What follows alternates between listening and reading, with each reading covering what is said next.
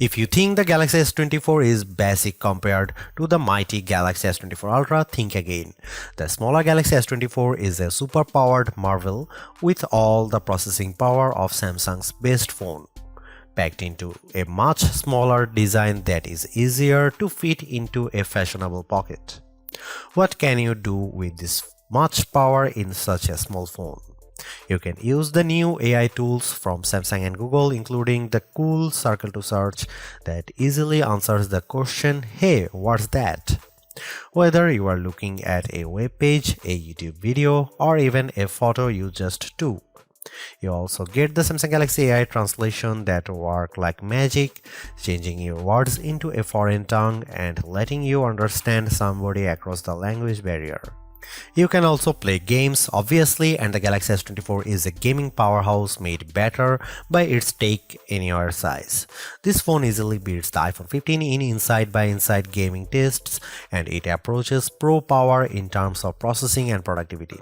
It can even run Samsung DeX, the desktop environment that makes your phone work like a real computer when you plug in a keyboard, monitor, and mouse.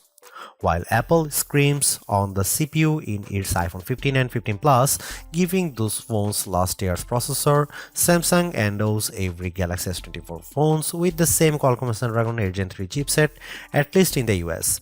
Elsewhere, this phone and the Galaxy S24 Plus might use the Samsung Semiconductor Exynos 2400 chipset, and we'll be testing that model shortly, but we expect performance will be similar no matter where you buy the S24 and S24 Plus.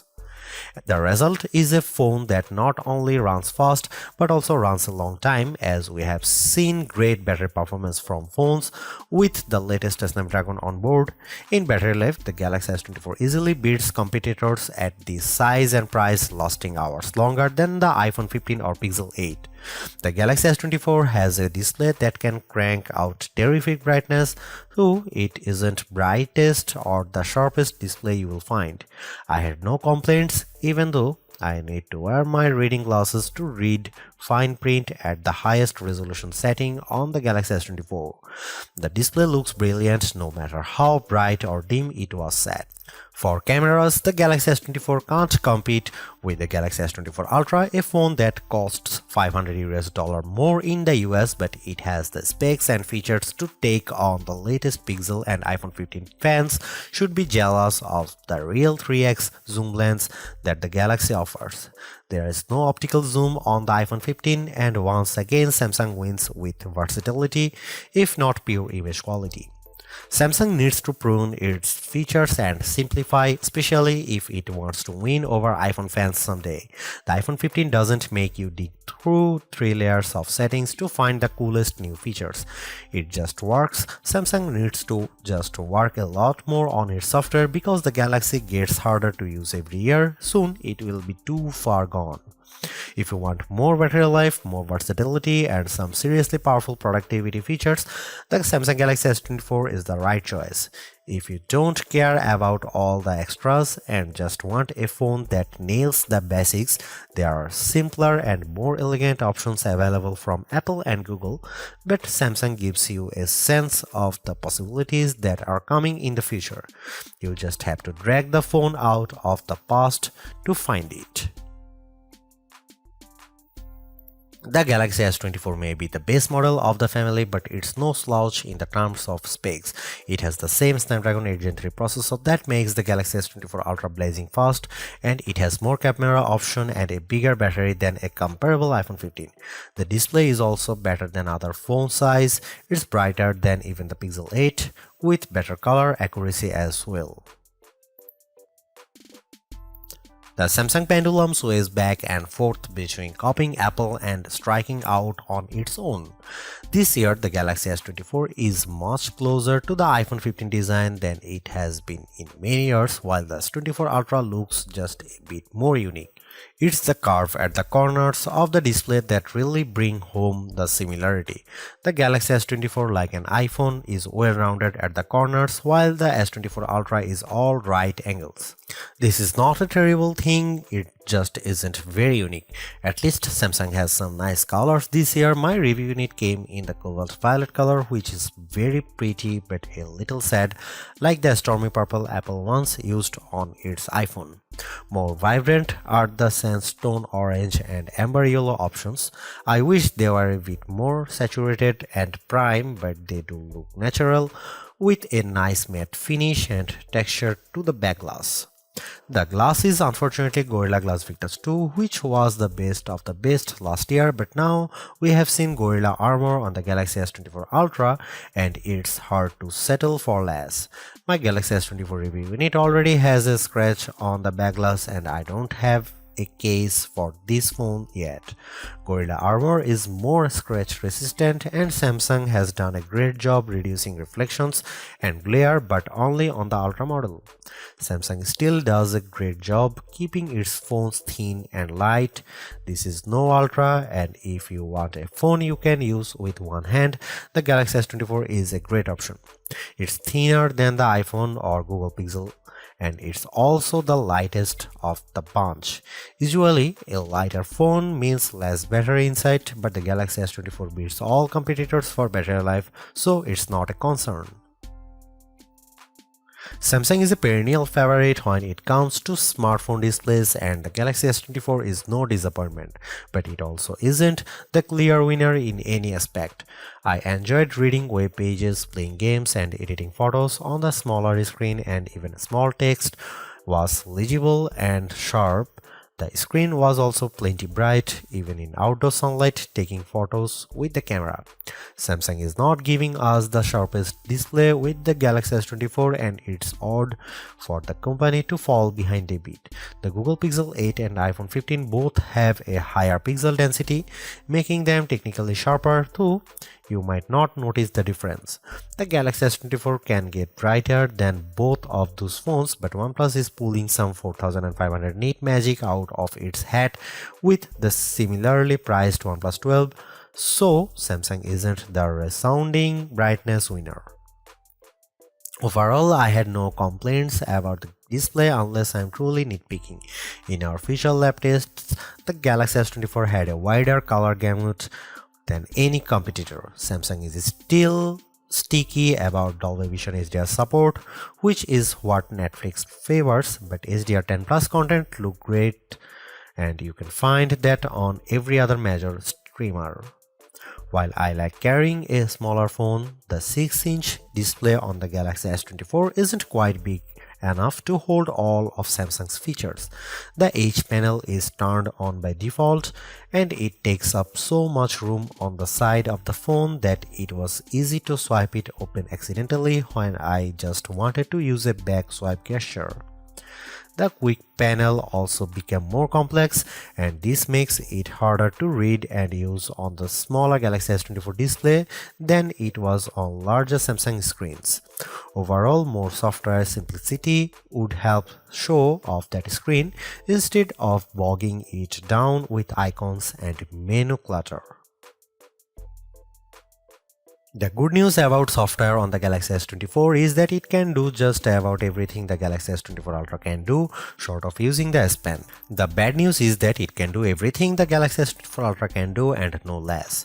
Every bit of complexity often designed for the largest smartphone display possible is still present in the Galaxy S24. It's a mess. The Galaxy S24 is super powered, there is no doubt. There are big software features like Samsung DeX, which gives you a Chromebook-like interface when you plug your phone into an external monitor. There are also fine, granular controls over everything from battery and power management to Wi-Fi and networking to screen response and menus too. Well, everything. There is no end to what you can do with the Galaxy S24 and it is easy to get very lost. Samsung needs to simplify. There are too many features that are impossible to find, like wireless power sharing, which should let me charge my earbuds by setting the case on top of my Galaxy S24. Unfortunately, I can't find the button to make this happen, not without a treasure map and a pickaxe. The software problems are starting to feel like laziness. In setting up my Galaxy S24, I was excited when my older Samsung phone found the new S24 quickly and offered to transfer all of my stuff. This process quickly failed without warning and I had to repeat it. After it failed the second time, I was asked on another screen to use Samsung Smart Switch, which somehow worked. Why not just start there? The first time I turned on the Galaxy S24, I needed to update a ton of apps in the Google Play Store and the updates failed, then disappeared. I opened the Galaxy App Store and found a slew of updates there as well, even though there was no notification. My Galaxy was suddenly downloading strange Samsung software including a blockchain manager. I don't use anything blockchain at all. Then there are all the apps. There are too many apps from Samsung, too many apps from Google, and somehow even Microsoft gets its own folder. On a Samsung phone running a Google operating system? Good job, Microsoft. I hope it got what it paid for. All of this just feels lazy or cynical or both. It doesn't feel like Samsung has my best interest at heart from the moment I started using the Galaxy S24. It feels like the software is pushing me to do more, to buy more and use more. I just want simplicity. I just want it to work. Sure, the Galaxy S24 Ultra is our top camera phone, but that doesn't mean the Galaxy S24 is a slouch. Most of the great work Samsung has done improving its image processing carries through here. Photos I shot with the Galaxy S24 look better, more natural than photos taken with either the Galaxy S23 or my iPhone 15. You also get a real zoom lens with the Galaxy S24 and it helps a great deal. Having a real 3x zoom brings you closer to the field on the stage even if the zoom lens is paired to a awfully small sensor that produces images with more noise and blur than I'd like. No matter, neither the Pixel 8 nor the iPhone 15 has optical zoom around back, and real zoom is always better than digital zoom, all things being equal. You might occasionally get better shots from the main camera on the iPhone 15 and the Google Pixel 8 does a better job with low light images, but the Samsung Galaxy S24 is much more versatile. I actually find Samsung's different camera modes like the food mode or the dual camera video recording mode to be fun and useful. My baked goods look detectable when I shoot them with the Galaxy and the dual cameras video is great for reaction shots with my kiddo. Samsung also brings a bunch of AI tricks into the camera both in the camera app and Samsung's image gallery. I wish there weren't two photo apps including Google Photos, but here we are. Unlike the Pixel which gives you AI editing in Google Photos, Samsung keeps its Magic Editor software in the gallery. With Magic Editor, you can resize an object in your photo and move it around. You can erase the background entirely and replace it with something new. The phone will use AI to figure out what's happening in the foreground and match the new background appropriately. There is also a tool that adds more background to an image if you rotate it and end up with blank space. In practice, these are surprisingly useful. I like erasing spectators in the way when I am trying to see my kid on the field. The generative AI did a nice job without a heavy hand, and the results usually looked natural enough. I hope Samsung doesn't go too much further into creating fake imagery, but the Galaxy S24 will affix a watermark to images that have been edited using AI. Here you can see some camera samples.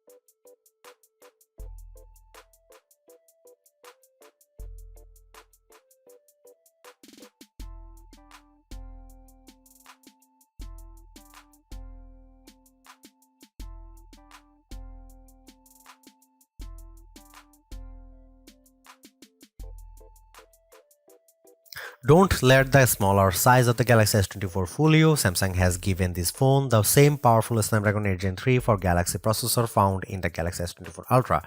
It's even overclocked a bit compared to the same processor in competitors' phones like the OnePlus 12, so it will outperform any other Android you will find and any iPhone 15 that isn't a Pro model.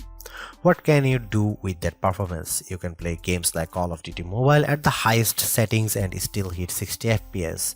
You can run Adobe Lightroom and watch your photo edits happens in real time as you move the sliders.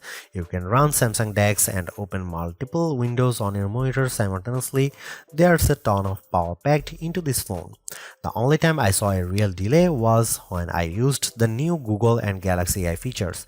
Holding down the home button to activate Google Circle to search took a few moments. In fact, I wasn't sure the feature was actually working at first because I wasn't patient enough waiting for it to start. Using Samsung's Galaxy AI features caused a similar delay.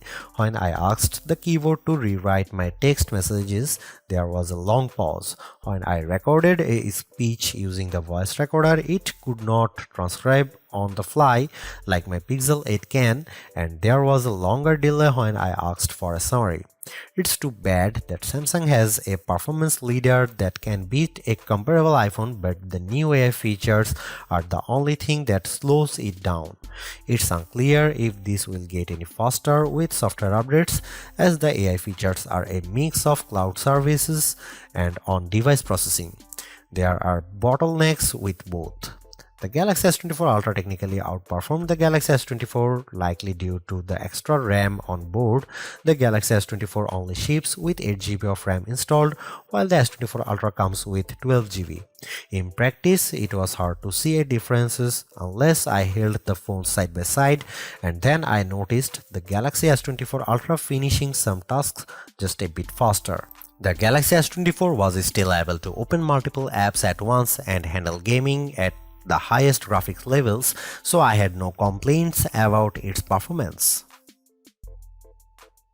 The Galaxy S24 has a battery that is only slightly larger than last year's Galaxy S23, but battery life has seen a significant improvement, giving me hours more active screen time and lasting a full day with little trouble. On a normal day of use, the Galaxy S24 lasted until bedtime with no trouble. On a day of heavy gaming and photography, I still lasted the evening with a quick top-up while I was making dinner. I wish the Galaxy S24 would charge faster, as things haven't improved since last year. I was able to get the battery to just over 50% in 30 minutes, just like with my iPhone 15. The Pixel 8 charges a bit faster, but cool phones like the OnePlus 12 can charge at extreme speeds and fill the battery completely in a half hour. There are plenty of adaptive modes to help you save battery life, but good luck finding them in Samsung's terrible settings menu. You can just trust that the phone will do a good job like I did, and occasionally turn on power saving from the quick settings panel, which will work nicely. Should you buy the Galaxy S24? You should buy the Galaxy S24 if you want a pocketable powerhouse phone. The Galaxy S24 is most powerful phone you will find at the size and this price. Samsung didn't skimp on its smaller models' power like Apple does. Many of Samsung's best Galaxy S24 features are made for work users, like Samsung DeX, which lets you run your phone as a full desktop computer to get real work done. Other phones in the price range don't give you the camera versatility of the Galaxy S24, which includes a real 3x optical zoom that outmatches the Pixel 8 and iPhone 15. Don't buy this Galaxy S24 if you want a phone that is simple to use. The Galaxy S24 is powerful and capable, but there is nothing simple about this phone. It is packed with features and many are turned by default, so there is a steep learning curve. All of your friends have an iPhone, then don't buy it. There are a lot of sharing features between iPhone users that make Apple's phone great, and it's worth considering if you don't want to be left out of the next name drop. If you are considering the S24 instead of the Galaxy S24 Ultra, let's be clear that the Ultra is the clear winner for cameras, battery life, and the performance, and that's before we take out the span.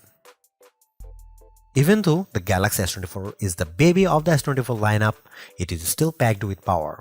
If the larger sizes of the S24 Plus and S24 Ultra don't appeal to you, but you don't want to miss out on the latest and greatest that Samsung has to offer, then the S24 is still a good buy.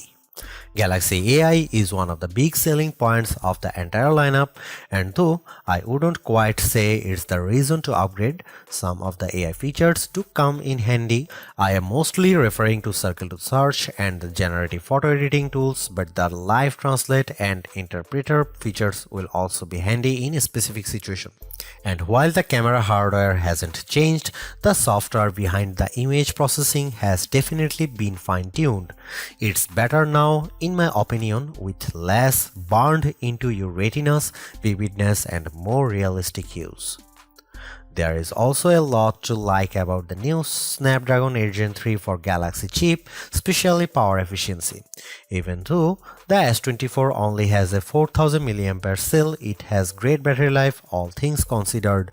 Plus, the performance with Android 14 and One UI 6.1 is fast, snappy, and responsive enough for pretty much anything you throw at it. If you are due for an upgrade this year, the Galaxy S24 is a good phone on your shopping list.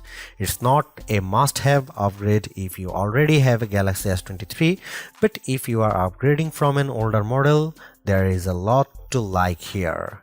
Thanks for watching, see you in the next one.